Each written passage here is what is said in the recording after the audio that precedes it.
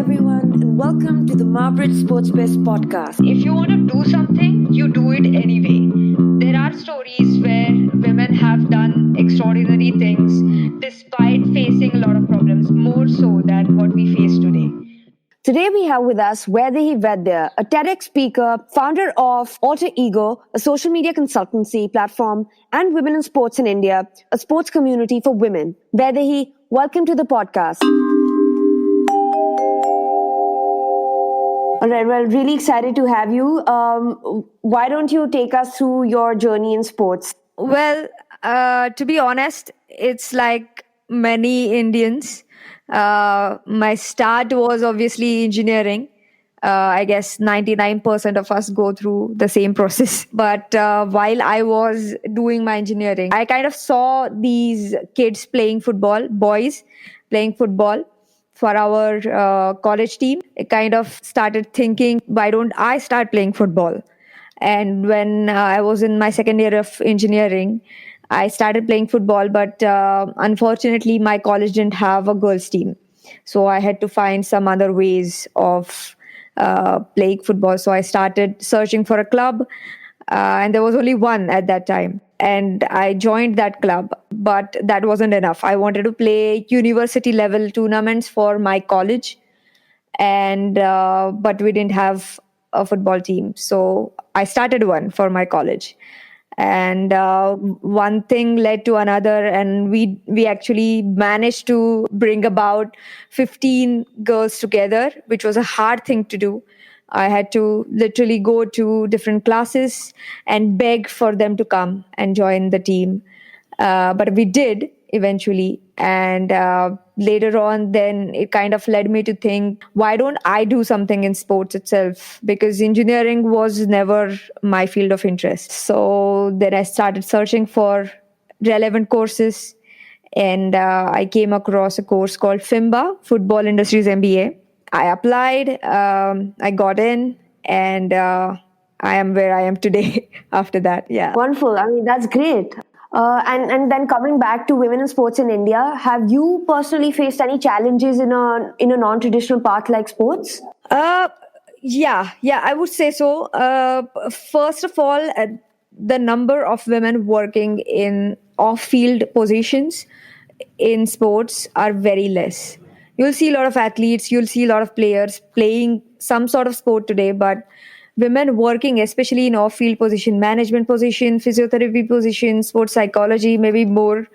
We will see more sports psychologists now, but especially in management positions, there are very, very few women. And I think it's not a problem of social challenge. It's about our own mentality. We still don't feel as women that we are capable of handling a sports management position. We still feel that we don't have enough knowledge in sports that we can take business decisions about anything related to sport. I've always been advocate of this opinion. During my TED talk also, I've spoken about this, that we have this issue of being a victim of social burdens, social pressures, blah, blah, blah. I don't believe that. If you want to do something, you do it anyway. There are stories where women have done extraordinary things despite facing a lot of problems, more so than what we face today. So I think we have to come out of that mentality that we can't do anything or we are the victim of society. We are not anymore. This is 21st century. There are plenty of women staying in a great family atmosphere, like myself, like you probably. So we don't have the right to complain. Take it as our right and do it. So I think more than anything, yes, our society is not ideal, of course. There are plenty of problems faced by women, not particularly me, but I have seen things hampering sports development or sports advances of girls, especially in village areas. But I mean, we have to accept the problems and find solutions rather than cribbing about it. Yeah, absolutely. That's a very interesting point you raised there, and I've heard your talk as well. And That definitely comes together, I think, what you're talking about, but it probably comes back to a grassroots problem as well. Maybe we've been conditioned, or the society's been conditioned in a way for women to, for girls as they grow up, to think that way. So do you think there's a fundamental issue, and perhaps what can be done on a daily basis to bridge that gap? Yeah, I feel that there is a cultural or social aspect to our mentality, definitely. And it's not going to go away in a day or in a month or a year. It is going to take some time.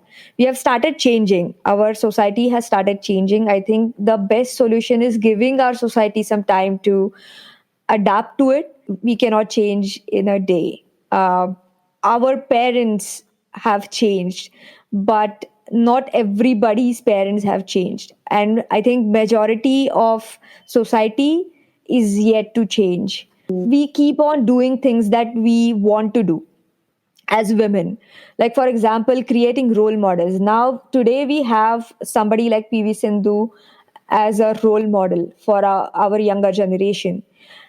It is just one person, but it has changed the mentality of parents. Today parents want their girl child to go and play out in the field or on the court, so we need more such role models.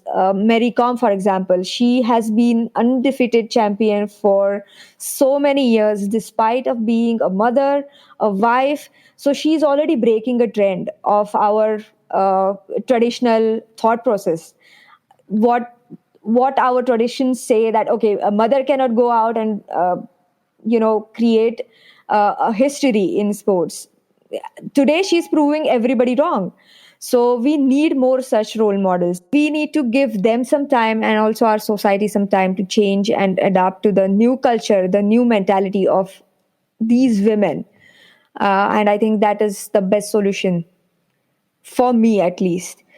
People may have some other solutions or answers to these questions, but for me, time is, I think, the best solution. Do you think men or allyship can also play a role for visibility, for women athletes? Yes, I do. And I'll tell you something. I wasn't always of this opinion. I always thought women should be their own advocates. We don't need men to kind of promote us. But I don't know if you've heard of Chimamanda Adichie. She's a great African writer. And I was listening to one of her interviews. And in that interview, she said that men listen to other men. And that kind of struck something in me, and that sentence kind of stuck with me also. And it kind of made sense to me. Okay, yes, now I understand why a lot of women want men to get involved in campaigning for women's right and promotion of women's sports, because many men listen to only other men. And I do feel that, yes, we do need men to promote women's sports today. We don't necessarily need them for our own progress, but to kind of promote our progress. What's your big picture vision? What's the story that you want to take forward in 2020? Okay, so I was thinking about what should be my aim for women in sport for almost 4 to 5 months. And I think what women need today is a platform where they can come with any issue that they have. It's like a roof over their head for me. So, Women in Sport India is going to be that. There could be so many issues that they're facing. They're not finding a good coaching, they're not finding a good facility, they're not finding sports science experts, they're not finding sponsorship, they want mentors. So, in any of these cases, they want somebody to help them. And today, that is missing. So, I want women in sport to be that facility which can kind of help them in many of these areas. This is, of course, a long term goal for me, and I can't do everything at once. So I've split it into smaller steps. So in 2020, my step is to create a platform where they can find sports science services. Then my aim is also to facilitate small helps, not in cash but in kind. For example, if somebody needs shoes, because we have heard a lot of news about an athlete not having shoes before going a tournament. So that's a very small thing according to us, but for that athlete, it means a lot. So facilitating such help is also going to be one of my target next year. I'm planning to start a women in sport conference, which hasn't happened in India or in Asia, according to me. I could be wrong though.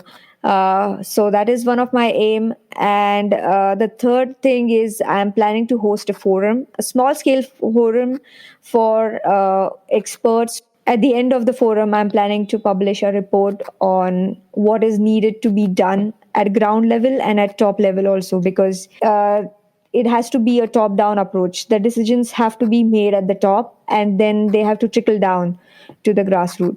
So these three things are my top priorities. And then I'm planning to, of course, host knowledge events, information events for subjects like careers in sports, or how can athletes self-finance while they are playing, because that is a very big issue right now, because many of these athletes spend most of their time in camps or in training and they can't hold a regular job. So self-financing is an important issue today. So I'm going to also have events on that, and I'm going to ask people, experts, to come and talk about it in the events. So my target cities are going to be obviously metro cities, Pune, Mumbai, Delhi, and Bangalore. So for 2020, that is my plan. I commend that a lot. I wish you the best for that. Lastly, any words of wisdom you have for the next crop of girls wanting to pursue sports as athletes as well as business professionals? Well, we need more business professionals. I think women need to think for themselves.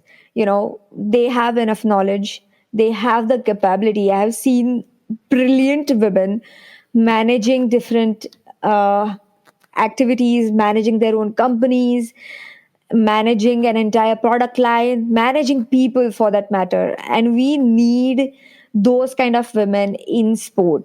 There are very few women. I need to connect with these women personally. I want these women in sport. I want women to come to the management side of sport as well.